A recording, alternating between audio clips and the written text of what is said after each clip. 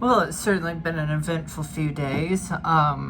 Yesterday and today mark the 4th anniversary of when in 2022, myself, my internet partner in crime, Baffy Myers, as he went by then, and Zolf the pipe-smoking raccoon, decided to do a 24-hour broadcast called the Infernal Church Special, which we did as sort of a way to cap off what we were calling the Summer of Bugbee, where we streamed a whole bunch of old radio shows produced by Shane Bugbee.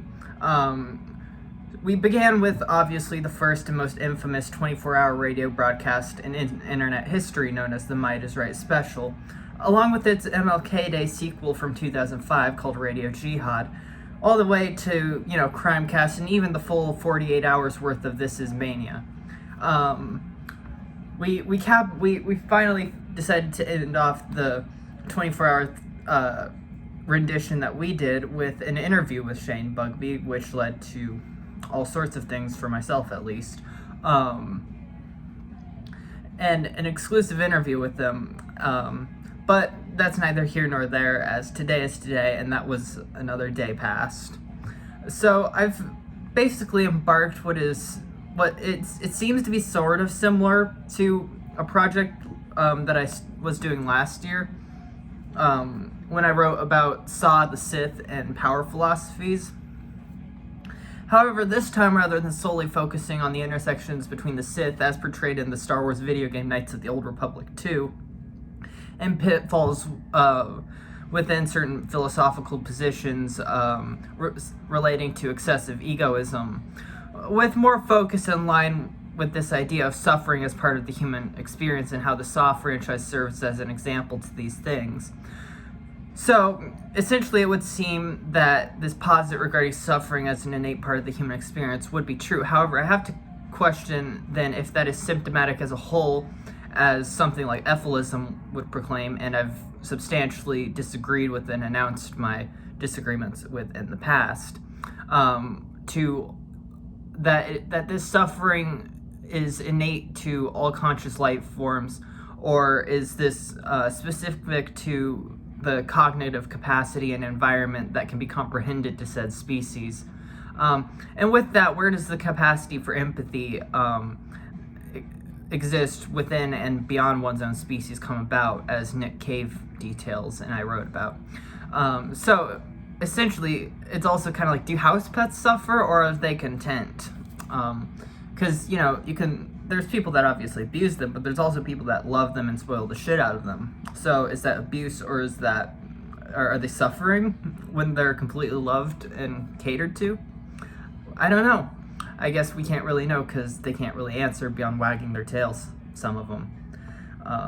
Nonetheless, then, I started on a sort of similar strand of thought that which is wondering if it could be possible that, while mental health is far more of a recognized concern, simultaneously, does this cause more issues as diagnosis itself becomes self-defining? Sort of then harkening back to how Emile Cioran observed solipsism and suffering, with people constantly searching for a better string of verbiage to proclaim as progress within this sort of epoch. And then in the same vein, I was wondering how much certain issues are or can be contagiously acquired by proxy, which isn't to be necessarily confused with Munchausen by proxy, though it's somewhat related, but what I'm talking about is it's sort of as, to steal an analogy from Smiles, who runs the Satanism Central Discord server, and I have been running little surveys. I've started running surveys on them with them in regards to this, though I do realize I had an error with one of my questions, and that it assumed too much. Though I do think that generated some interesting responses. So to steal his analogy, if you spend enough time sifting through needles, you'll eventually get pricked and catch something icky. With that, then, how much of it becomes an excuse for certain actions as opposed to explanation? And I think it might also pair with something I've been considering as well, which seems a trend with neurodivergent people, being that there's something suspicious about the whole trend in of itself and self-perpetuated infantilization. Maybe it's monkey see, monkey do. And it's not to say that certain things aren't there prior to diagnosis, be it self or professional, but after it would seem that things get more intense and things not visible pop up that weren't there prior, you know. But anyway, I've since finished the first two of the original 10 Saw movies, and I do include Spiral, even though many seem to shy away from it, as it is technically, even though it does not have any sort of John Kramer in it whatsoever, it is from the Book of Saw, as the title proclaims. With its, and then the series as a whole, with its torture, porn, gore galore, intertwined with what I find to be an interesting philosophical posit, as reasoning for these games and traps made in order for the unwitting and often unwilling participants, though there's really only been two willing participants ever, and that would be Amanda Young and Mike and Detective Hoffman once they're already apprentices and stuff.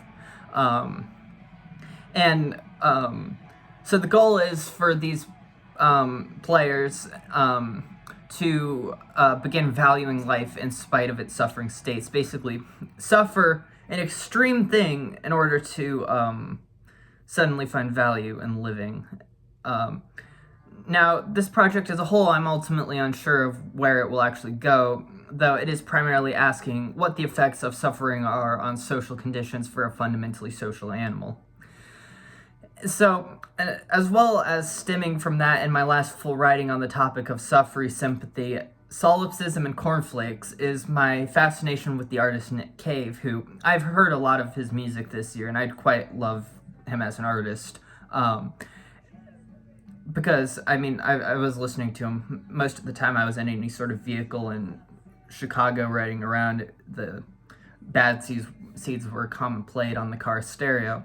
And obviously, with my viewing of the British gangster-based series Peaky Blinders, during the first 4 seasons, and the heavy inclusion of Cave as the main theme with the song Red Right Hand, so I finished Peaky Blinders on Sunday this week, by watching its capping off movie, Immortal Man.